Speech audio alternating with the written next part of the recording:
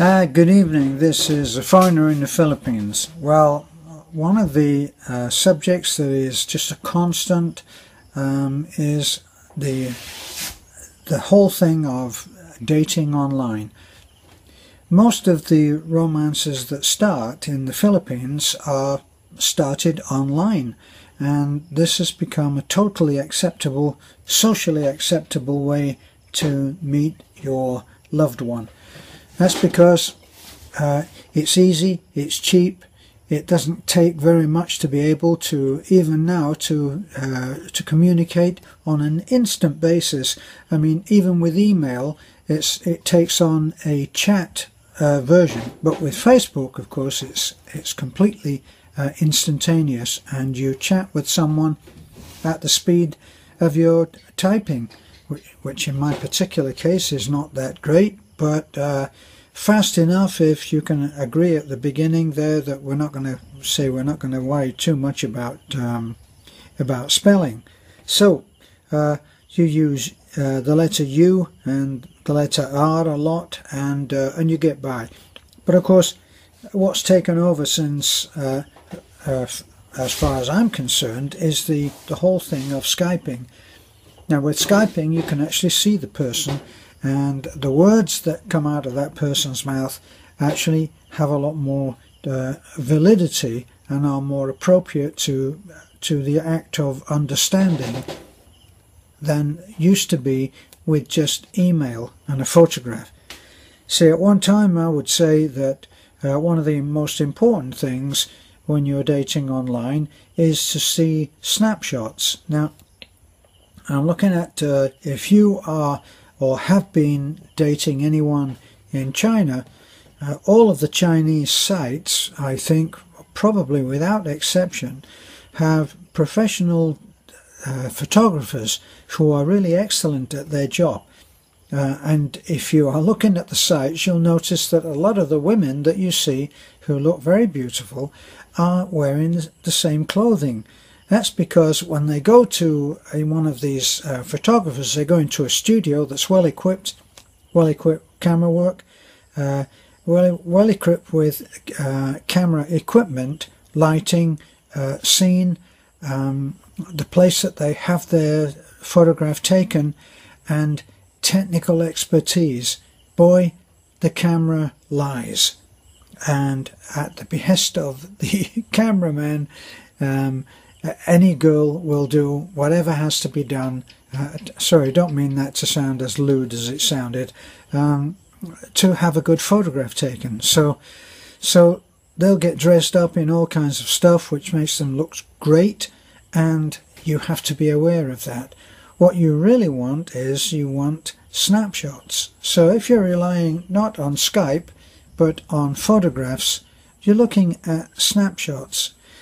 Now, what are you actually looking for in a person? Right. Now, first of all, I can only go by my own standards and what I required, which is probably why you're listening right now. You want to know how I went on, how I found what I found, and I used some certain parameters that I wanted to work within. Well, some of those rules that you set yourself may go right out the window if you actually meet the person if you meet the woman in person, because face-to-face is the one that really matters. At the same time, actually communicating to someone online has its own value. Now, I would think that you want someone who is loyal, honest, and true. Wouldn't that be the basis of a good marriage, a good relationship? Now, why can you expect that? How can you expect those three basic qualities of loyalty, honesty, and truth? How can you expect them? Well, the best way to be able to expect them is to be able to deliver them. So those characteristics are something that you're going to need in order to justify in your own mind meeting that wonderful, honest, loyal, truthful woman. Right, now something, if you're looking at sites that feature Filipinas, better understand this. Beauty is a given. You can find a beautiful Filipina, and not to lessen beauty, but it's almost like it's very cheap. It's a dime a dozen. Filipinas have a great beauty, and it's not hard to find. So keep a hold on your heart, because if you let go of that too soon, because of this beautiful face, this beautiful woman that is staring back at you, that wants to know you, you may be lost. So here you are. Look at the woman and see how beautiful she is, even if it's only into your eyes. Hopefully you'll have taken a trip to the bathroom, not to do anything on the numbers scale, but just to look at yourself. Have a look at yourself and be reasonable, be realistic. You're not, if you're looking at 50s and 60s, which is probably the age which men actually start looking for a Filipino wife because they intend to retire in the Philippines. That may not be the case, and so you may well be a young man looking for a young Filipina, and you won't have any trouble. It's not hard to find. The difficulty will be one of, can you find one who is honest, loyal and true? Is it rare? No, it's not. And whatever you may have seen from some of the expat sites, they're not all bitches. They're not all looking for you to build them a free house. They don't all have a boyfriend that is lurking in the shadows waiting to kill you. They're not all going to siphon off all of the money that you have in your bank account, keep you working 2 jobs so that you can support them and their ever-sickening family, who are constantly going into hospital to have broken legs mended and other things. It's not all about that. So what kind of homework do you have to do in order to be able to judge whether the person that smiles back at you, that is beautiful beyond your dreams, is true? How can you find out whether they are? Well, nowadays, actually, there's great technology, there's great techniques on looking at a person and finding whether they are telling the truth. There's even a great program that was on American television that said, "Lie to me," and in that, some British actor played the part of a character who was able to see through someone who was lying. Actually, that character is a reality, because I watched a program on TED, and on TED, the woman who showed how to tell a liar was very, very good at giving examples, and she showed some television footage. She showed some of President Clinton, and some of the things that liars actually use, some of the techniques they are. Like Clinton said, "I have never had sex with that woman," and apparently there's nothing that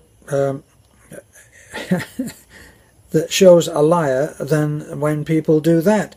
And there are other various signs. You need to be looking at how to do this if you're going to find a woman that is going to be true to you.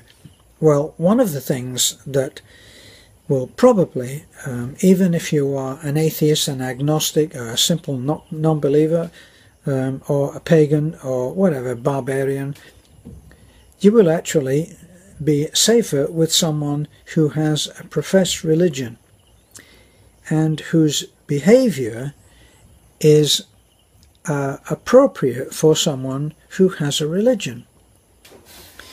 Now, I always used to say about parents who think that they can teach their child not to lie by telling them. Now, don't tell me any lies, because I can see right through you. My own mother used to say, you're like an open book. I can see right through you. So don't tell me any lies. And I used to see people, and they would be saying about, I don't know, if I was visiting on some occasion, and the person is saying, yeah, I tell him, I really can't, I can't stand when children lie to you. And then the phone goes, and she says to little Jimmy, is that Mrs. Jeffries, I'm not in.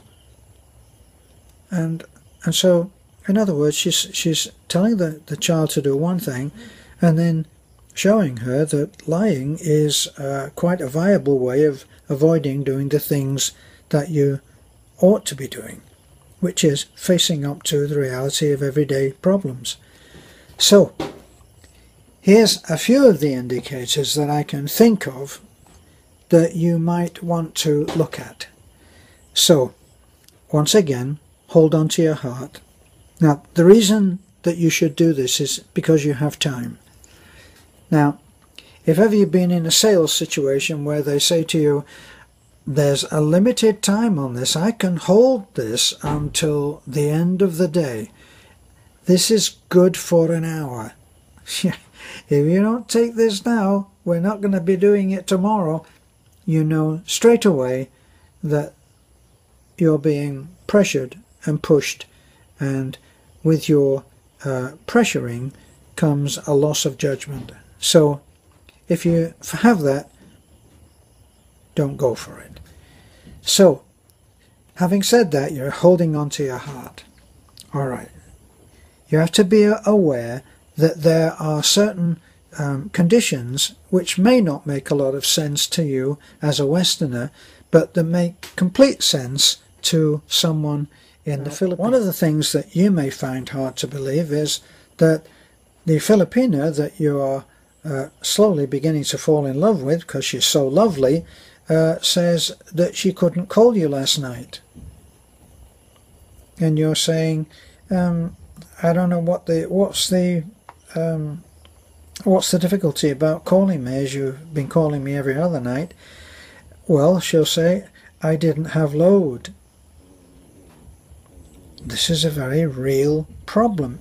Everybody, without any exception, unless they have one of those plans that gives them continuous use of the phone, has problems with load.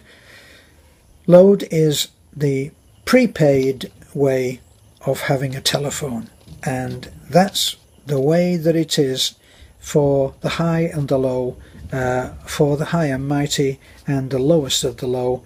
Everybody uses load. So I remember when I first met Beth, I'm there, I'm trying to be logical about this. We'd already met and we'd already parted with the intention that I would be returning to Cebu.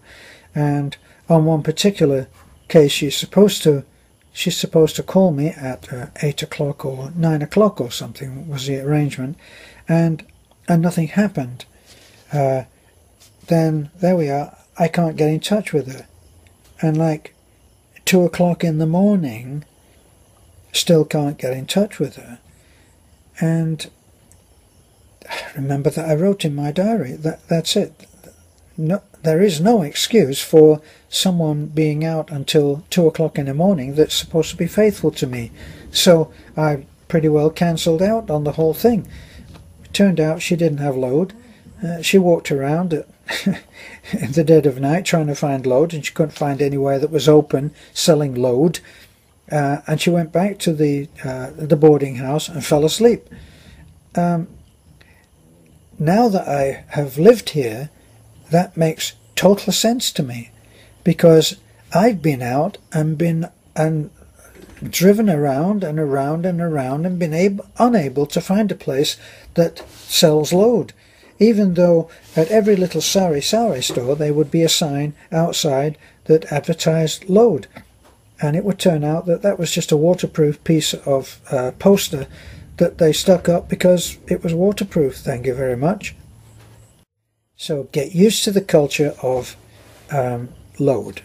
Now, what you really should be looking at is, what kind of questions does this woman want to know? What does she want answered? Now, if they're more about money, sorry, already you should, this is one of those cases where, especially if there's any request for money, no matter how heartbreaking the request is, a child who has got a bullet in his head and needs to have it extracted and have pins put in to keep his skull together, don't go for that. It probably isn't true. Now, you have to be aware that there are no new stories. There just aren't any new stories. There are no heartbreak stories. There are no new excuses. Somebody who is in charge of a lot of people who they have to report to if they're not going to come into work will tell you there are no new stories. And the old one about the man who his grandmother dies 2 or 3 times, and his sister breaks her leg several times. She's only got 2 legs like everybody else, but she's broken them more times than you and I have had hot dinners. So you've got to be aware that the excuses are going to have a certain familiarity. Now, as I said, hold on to your heart. If you hold on to your heart, in the beginning, it is easier to be demanding of the truth. Now, this is a double-edged sword, because when you demand certain kinds of truth about intimate things like the love life and old boyfriends, or what happened in a marriage, or stuff like that. Well, not in a marriage, because Filipinos don't marry and get divorced. It's the Philippines, and people don't get divorced. They stay unhappily married and separated instead. And that is another whole minefield that you have to be warned about, probably in another video. Okay, so you're going to look at, are the questions that she's most interested in more materialistic than spiritual? Because if someone is looking for a partner for life, then their spiritual wealth is greater in value than the money that they have. Why? Because you can lose money very easily. A lot of people on this earth have been very, very rich and are now very, very poor, or relatively very, very poor. Whereas those who have worked on their spiritual path are rich in abundance as far as qualities of life go, and our big 3, to be loyal, honest and true. Now, when I met my Beth, one of the first things that I said when we first started texting was, I don't take drugs. I don't take any drugs of any kind, not recreational, not prescription, not fun, nothing. No drugs. I don't drink. I'm not interested in alcohol. I don't go to bars. And I went through the things that I feel are really important in a relationship. I read a book once where it said, if you are in a relationship with someone who is an alcoholic, you're married to 2 people. You're not married to 1 person, you're married to 2. And I think that drugs are the same as well. Now, what does that make me? Well, for a lot of people that makes me a boring old fart. Okay, works for me. I'm the boring old fart, and you're the fun-loving party goer, and good luck to you. And I mean that sincerely. If that's how you view your life, then great. Just don't hook up with someone who is like me, because you won't be happy, because they will demand that you quit all of those fun-loving things that just make life worth living. You won't be happy. Now, I made sure that all of this made sense to Beth, and it did. I also said, I want someone who is loyal, honest, and true. And that also resonated with her too, because she is a born-again Christian. Now, that meant that she had a life that was based on what Christians called, what Jesus called, the inner kingdom.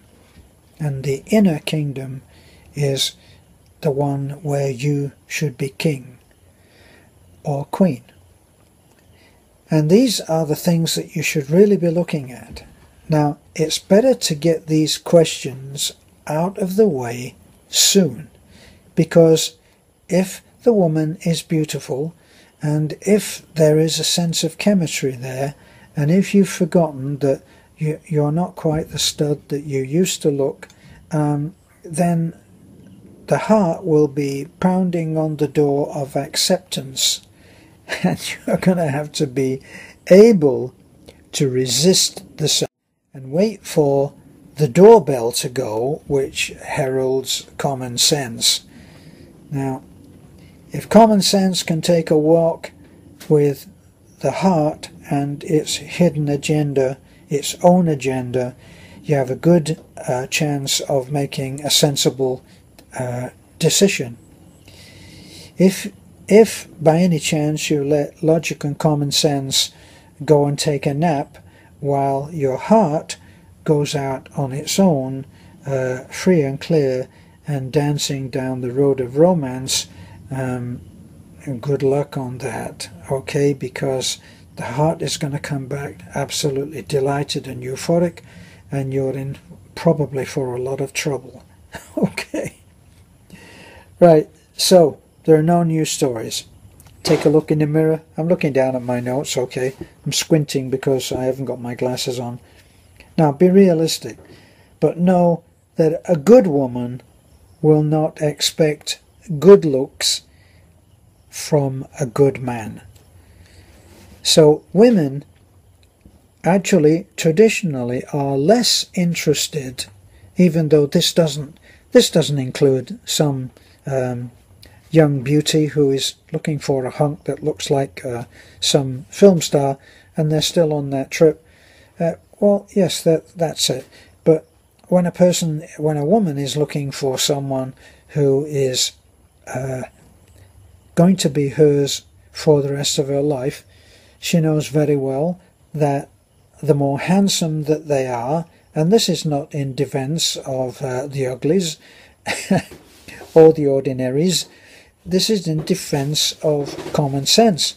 The more handsome that a guy is, the more temptations he is subject to, the more conquests he is capable of achieving, and the less reliable he might be, because not one size fits all, he might be less reliable.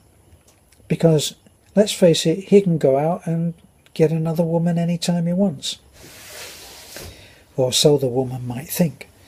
So, you should be looking at, are the things that are said consistent? They should add up. Now, if a woman says that, if you're looking at this beautiful woman, and she's talking about how she is religious, yes, absolutely, and you make a point of asking about what kind of church does she go to. Well, I don't actually, I'm not actually going to church at the moment, because I'm living too far away from a church, and it's a 4-mile walk, and there's no, it's got to add up. So, if someone is saying that they are a born-again something or other, then part of their life will be devoted to the realization of that religion. And you want to hear that. Now, it's not that you actually want someone to be that religious particularly, but you want what they say their life is to make sense with when it's compared to what they do with their life. My wife is a born-again Christian. Now, what makes her life, before I met her, what made her life make sense to me? Her mother is probably the best Christian that I've ever met, or certainly high up on the list. Her brother is a pastor. Her brother-in-law, Gilbert, is also a pastor, and religion forms a very great part of their lives. Does Beth go to church? Was she going to church? Yes, she was. She went to church regularly. What does she do now? Did she suddenly stop when she bagged this wonderful, handsome, rich American? No, actually, it didn't. She is as religious now and devoted as she ever was. She prays before she goes to sleep. She prays in the morning when she gets up. I think it's every other week, she goes on an all-night prayer meeting. Why does she do that? Well, whenever she says to me, I really feel that something wonderful has happened, and in our life we are experiencing wonderful things happening a lot. We are extremely blessed in our life, in having found each other, in the way that we live, in the life that we live. There's a lot to be grateful for. And so whenever she feels that this is especially, she wants to go to the all-night prayer meeting with her brother and the rest of her families and pray and give thanks for that. Now, in any other situation, you might have someone who says, yes, well, we've got this all-night prayer meeting, and while she's there, she can't get in touch with you. And the all-night prayer meeting might be at the altar of something other than the Lord, you might find. So, as I say, everything's got to make sense. How do I know that that's not happening with my wife? Well, I take her and other members of her family actually out to the boat and watch them get in the boat all together, and they go, and when she comes back she is absolutely exhausted, and I take everybody home, and I know it's true because it all makes sense. Now, here's a tip that you may or may not agree with. At first, when a person meets another person, when it's at the first of the face-to-face meetings, right? So first of the face-to-face meetings, trust is a very delicate situation. It's a very delicate thing that happens. It's a definite quality and emotional bond that exists between people who have talked enough and have trusted little by little to know how the other person will react. So, unless you've reached a real bond, try to stay off. As I say, you may not agree with this, but I want to be told the truth. If I'm going to ask a question, I want to be told the truth. I'm willing to tell the truth about whatever I'm asked about, right? Now, I don't believe that I have the right to know every single thing about another person, because everybody has private pieces of themselves which will remain forever private. I'm not talking about the murder that they committed 3 weeks ago or 5 years ago and managed to conceal the body. I'm talking about private moments, things that happened and that they have the right to keep to themselves. If you are dating someone who had a boyfriend who she loved very much, she has the right to keep the private moments of herself between her and that man private, and you should respect that, unless she tells you something. And my feeling is that if she tells you something, it should be the truth. Now that's the thing there, right there. If anything is shared, it should be true. So if she tells you that nothing ever happened, then that should be the truth. And if she tells you that they did it 10 times a day, it should be the truth. Because you're not demanding that you know every single thing. You're demanding simply that there is honesty in the relationship so that you can trust what is said in the future. Now, the obvious thing to think about any lie is this. The question you should be asking is this the first lie that I've caught that person in? Or is it just the first one that I've caught? In other words, is it one of many? Now, if the person says, no, I've never lied to you, but I was embarrassed about that, there may be an element of truth in that. So give the person time to build a little trust and confidence in your ability to react sanely in personal shared moments, and don't expect too much too soon. That's my thing there. So I hope this casts a little more light on something which is actually an extremely complex thing. It's the relationship. Now, here's one thing that I would suggest. If there is some evidence or some statement about abuse, about how you may have met someone who was abused, I'm talking about sexually. Now, unless you're trained to listen, unless you're a trained counsellor of some kind, going ahead with talking about this, you may be in very deep water. The whole thing of how in the Philippines there is a great history of abuse because of the fact that whole families, male and female, exist in one room. I mean, they roll out the mat and the very poor all sleep together. Men, women, brothers, sisters, husband, wife, daughters, and it can happen. Now, I remember a friend that I made who was actually gay.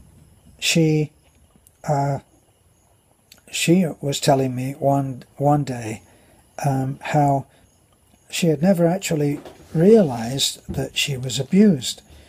And then she got what she thought was, I don't like a dream. But actually it turned out to be a flashback. And this brings you into real difficult ground. And I learned something very important that day when she started to explain how bit by bit she unravelled what had happened to her. And that was that for years her father had forced sex on her. And then she said something which was incredibly interesting to me and enlightening. And I had voiced the opinion of how difficult it is for some woman who has a history of abuse, of having sex forced on by a family member, that it is complex because sex is a pleasurable thing. And then you have this situation where sex is being forced on something, on that woman, that girl, by someone where it's wrong. It's actually wrong. It's incestuous. It's just terribly wrong, and people know that it's wrong. That's why little kids are told if someone touches you inappropriately, then you should be able to recognize that. And they're taught that, hopefully in a kindly way, which allows them to remain innocent and not be afraid of ever being touched by anybody. So when this person was talking to me, she said, oh, he knew how to make it pleasurable. So there you have that huge dilemma of the battle in the person's mind between right and wrong. And that's when they go into blocking off what has happened to them, so that they don't have to resolve these huge dilemmas. So take it easy on whoever you meet, who you now love very much and want to marry, if she has a history of abuse, because it's very tricky ground. Well, on that note, which probably I could have found a better one, but this is an ongoing discussion for sure. So this is a foreigner in the Philippines. Time for me to go to bed. Thanks for listening. Thanks for watching. Bye for now.